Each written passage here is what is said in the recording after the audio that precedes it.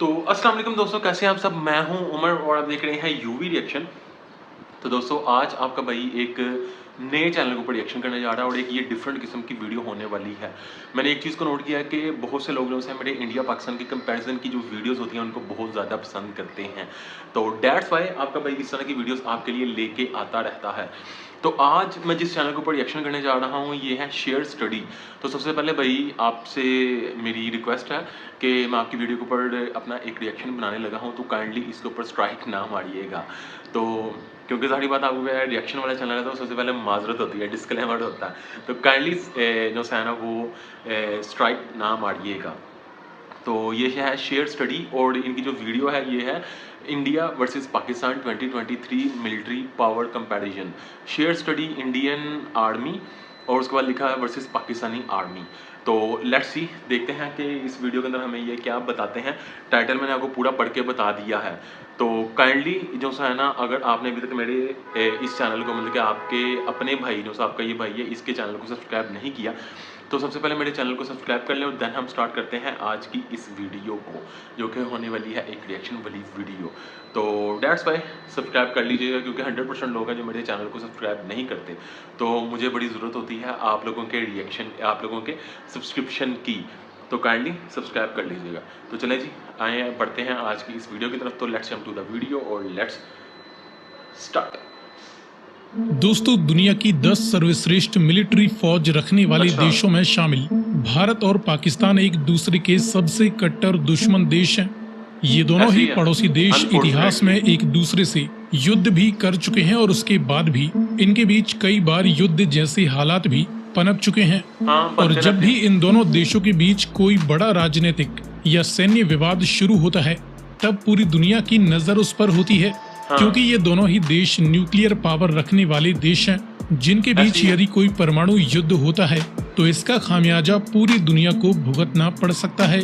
लेकिन साथ ही हथियारों के सौदागर देश तो यही चाहते हैं कि भारत और पाकिस्तान के बीच बिना परमाणु युद्ध के भी सैन्य विवाद चलता रहे ताकि उनके हथियार लगातार बिकते रहें।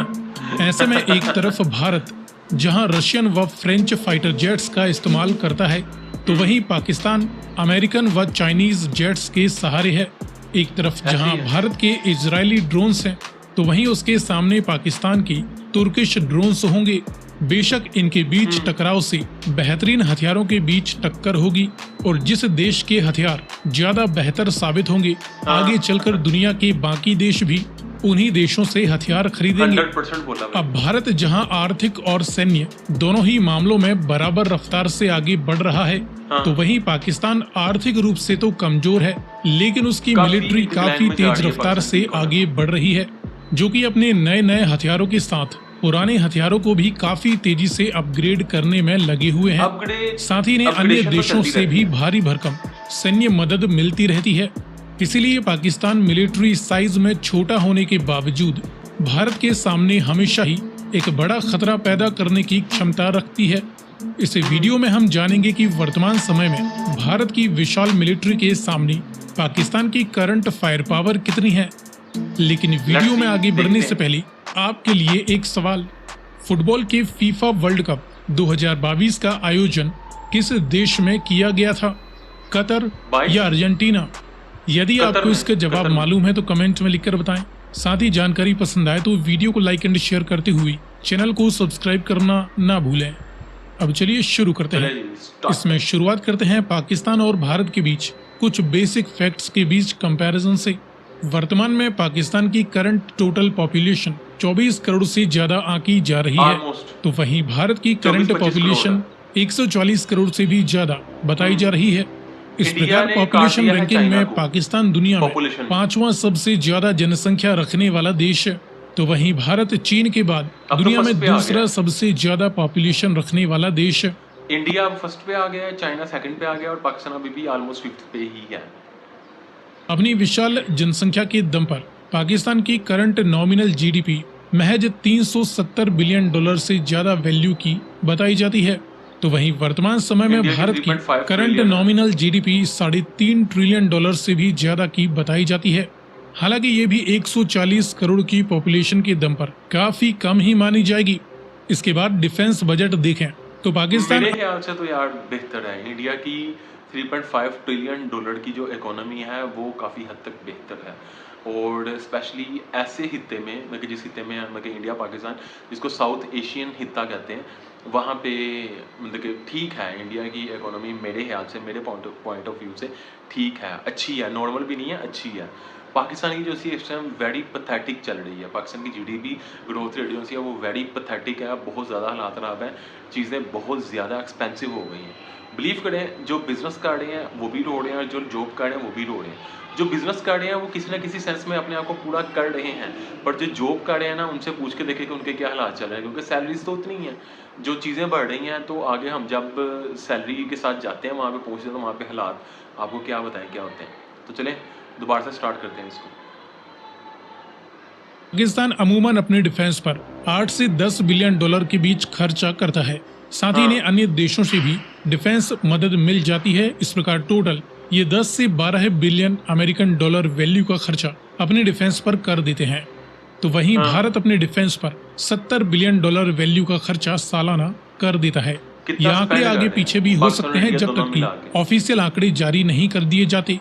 वर्ल्ड मिलिट्री रैंकिंग की बात करें तो पाकिस्तानी फौज दुनिया की 9वीं सबसे ताकतवर फौज है, तो वहीं इंडियन मिलिट्री दुनिया की चौथी सबसे ताकतवर मिलिट्री है।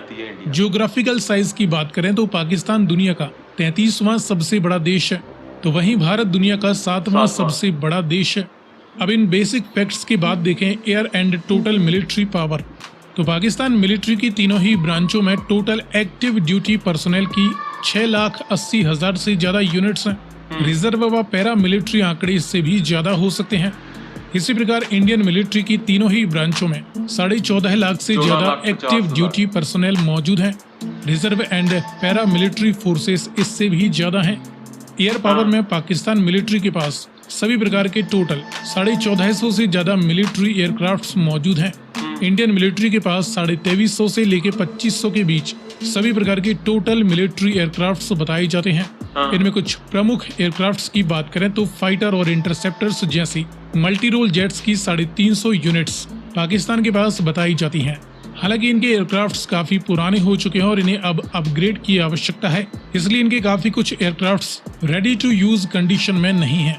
इंडियन मिलिट्री के पास 560 से ज्यादा मल्टी रोल जेट्स मौजूद हैं।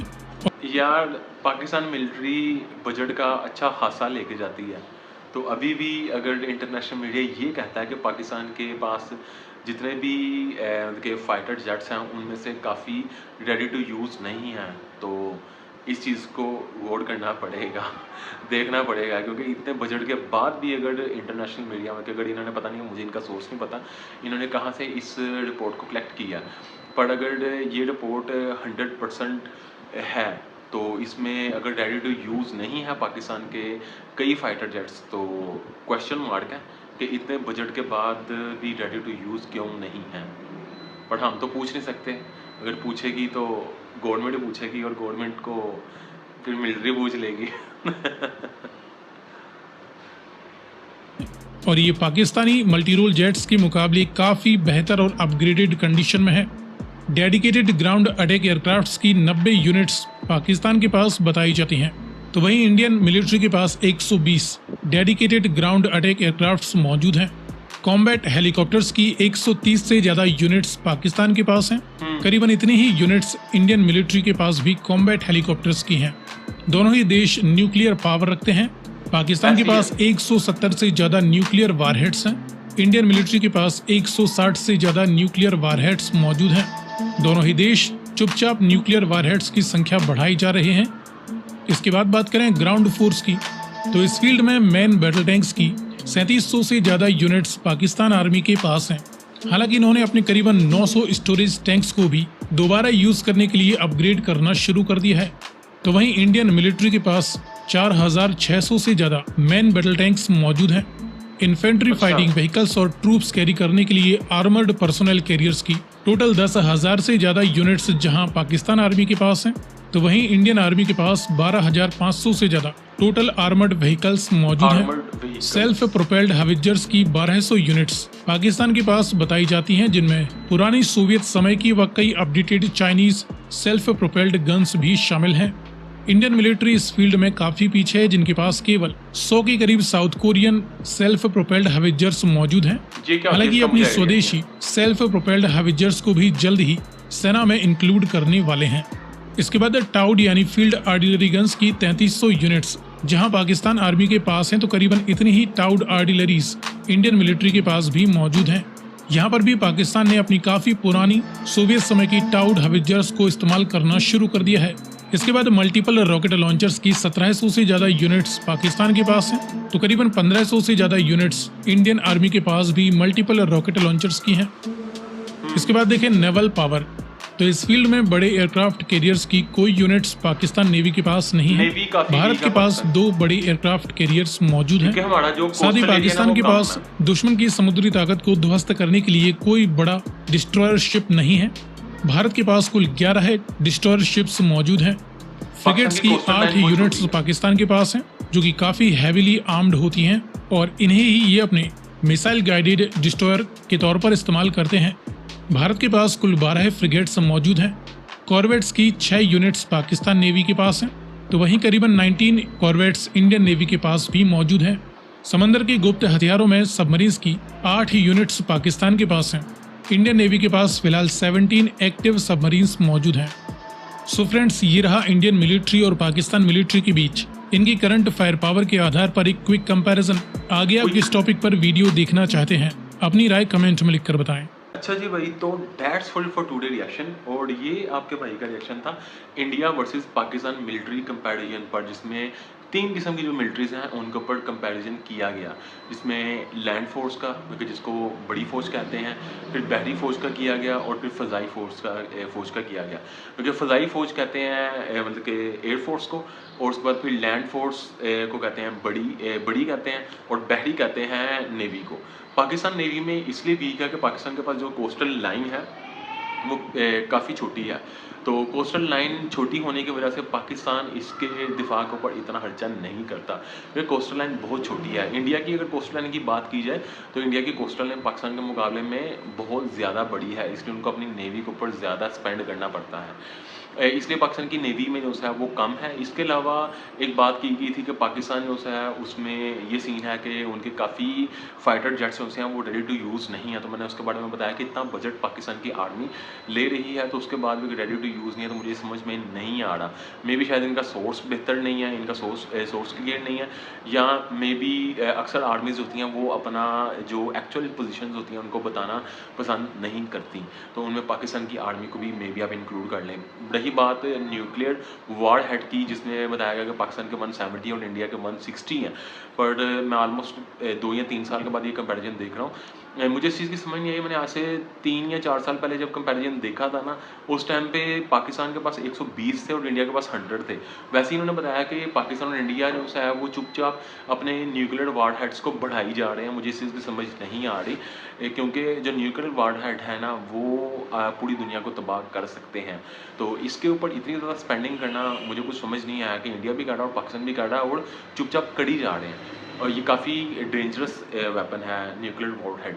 तो लेट्स सी, पता नहीं, मुझे अब समझ नहीं आ रही कि इंडिया और पाकिस्तान इतना स्पेंड क्यों कर रहे हैं न्यूक्लियर मिलिट्री वार हेड के ऊपर। और सेकंड में मैं कहूँगा कि पाकिस्तान और इंडिया को बैठ के अपने मसले मसाइल को ख़त्म कर लेना चाहिए। जो इतनी स्पेंडिंग कर रहे हैं, इतने बिलियंस डॉलर जो से हैं वो स्पेंड कर रहे हैं अपने दिफा के ऊपर, तो वो फिर आप एजुकेशन के ऊपर कर सकते हैं, इंफ्रास्ट्रक्चर पे कर सकते हैं, अपने लोगों की सेहत के ऊपर कर सकते हैं। इसका अगर गुर्बत की बात की जाए तो इंडिया भी गुर्बत में भी कहीं आगे नहीं निकला। मैं कि इंडिया में भी गुर्बत है, पाकिस्तान में अगर गुर्बत है तो इंडिया में भी गुर्बत है। दोनों ममालिक में जो है अगर कंपैरिजन किया जाए तो गुर्बत की शरह ऑलमोस्ट बराबर होगी। तो मेरे ख्याल से मिलिट्री के ऊपर इतना स्पेंड करने की से बेहतर है कि आप लोग मिल बैठ के अपने मसले मसाइल को सोल्व करके अपना ये बजट जो है वो ज़्यादा खर्च करें उसके ऊपर, एजुकेशन के ऊपर और सेहत के ऊपर, और थर्ड पे इंफ्रास्ट्रक्चर के ऊपर। तो ये आपके भाई का अपना पॉइंट ऑफ व्यू है, इसके किसी भी तरफ हेट नहीं जाना चाहिए, ना इंडिया की तरफ ना पाकिस्तान की तरफ। तो ये आपके भाई का रिएक्शन था। आपको रिएक्शन कैसा लगा मुझे कमेंट बॉक्स में बता सकते हैं। अगर किसी चीज़ के ऊपर रिएक्शन चाहते हैं तो वो भी मुझे कमेंट बॉक्स में बता सकते हैं। तो दोबारा मुलाकात होगी ऐसी किसी मज़े की वीडियो के साथ। तब तक के लिए अपना बहुत ज़्यादा ख्याल रखें। Stay safe, keep smiling and खुदा हाफिज़।